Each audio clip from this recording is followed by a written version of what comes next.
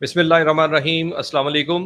We वालेकुम। News के studio से आज हमारे साथ वीडियो लिंक के ज़रिए पीटीआई के नामज़द उम्मीदवार PP30 जलालपुर जट्टा से जनाब तनवीर अहमद गोंदल साहब मौजूद हैं। उनसे हम उनकी इंतखाबी मुहिम के हवाले से और उनको दरपेश मुश्किलात के हवाले से और उनके विजन के हवाले से बात करेंगे। तनवीर साहब, प्रोग्राम ज्वाइन करने का बहुत शुक्रिया। मेहरबानी। अस्सलाम वालेकुम। तनवीर गोल साहब, बताइएगा कि इस वक्त पीटीआई पर कड़ा वक्त है। आज आपके इमरान खान और शाहबूब कुरैशी साहब को सज़ा भी हो गई है। बहुत कड़ा वक्त है, इंतखाबी मुहिम बहुत मुश्किल से चलाई जा रही है। क्या मुश्किलात आपको दरपेश आ रही हैं इस वक्त? बिस्मिल्लाहिर्रहमानिर्रहीम।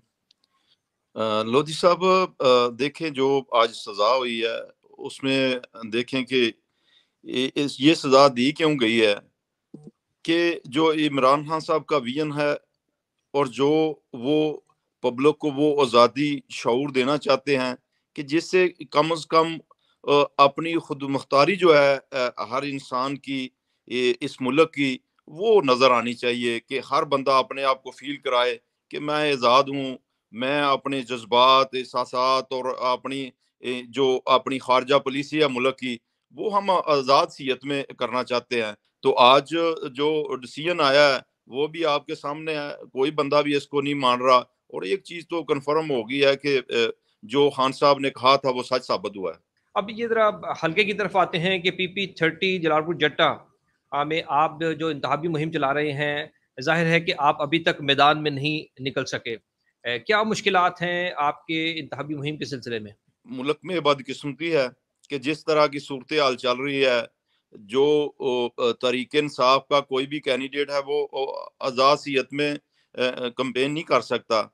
और इसी तरह यही सूरत हाल हमारे डिस्ट्रिक्ट में है। यहाँ पे थोड़ी सी ज़्यादा सूरत हाल इस हवाले से ख़राब है। और आपके सामने है कि जिस तरह पुलिस गर्दी हो रही है और हालात वाक़यात बना दिया उन्होंने कि कोई बंदा भी अगर नाम लेता है, किसी के पास झंडे की तस्वीर आ जाए, जिस तरह किसी के पास कोई पम्फलेट की तस्वीर आ जाए, या उनको पता चल जाए कि फेसबुक पे भी किसी ने तस्वीर लगाई है कैंडिडेट के साथ, खान साहब के साथ, खान साहब की तस्वीर लाई है, तो वो तो कोशिश करते हैं कि इसको जरूर शाम को ले जाएं। मगर मैं हुँ। समझता हूं कि इन चीजों से डे बाई डे हमारी कंपेन बेहतर हो रही है। जो चीजें हमसे इस हवाले से नहीं हो रही थी, तो यकीनन उसका हमें फायदा भी हो रहा है, क्योंकि इससे अब कोई बंदा डर खौफ इस तरह नहीं होता कि वो उससे पीछे हट जाएगा।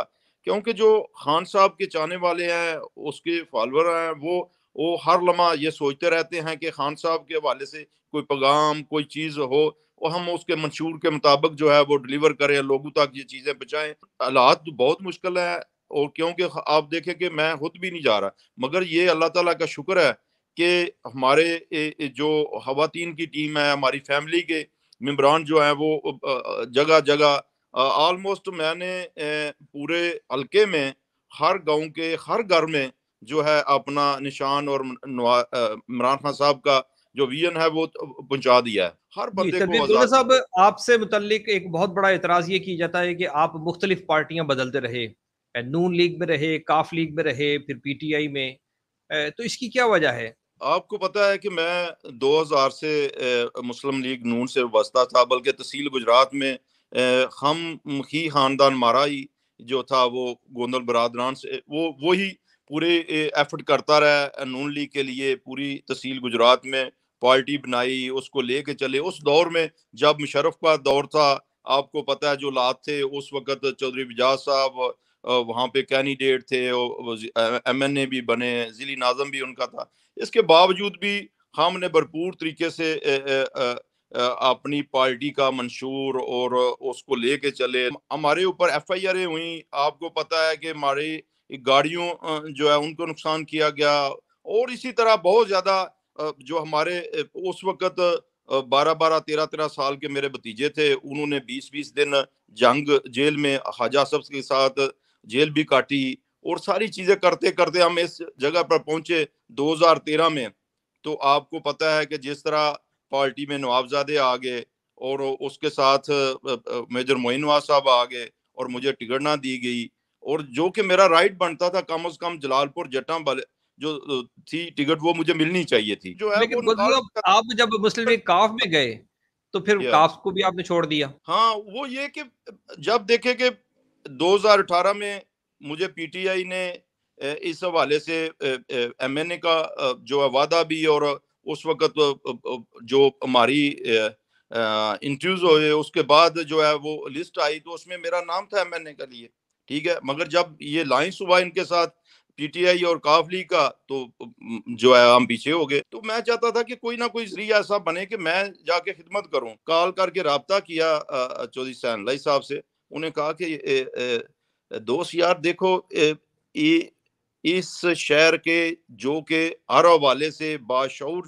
اور پڑھے لکھے لوگوں کا شہر ہے، اس میں سب سے زیادہ ڈاکٹرز، انجینئرز اور دوسری ہماری جو آنے والی نسل ہے اس میں بہت زیادہ ایجوکیشن کا ہر حوالے سے جلال پور جٹا شہر یہ اول پوزیشن پہ آتا ہے ڈسٹرکٹ میں بھی۔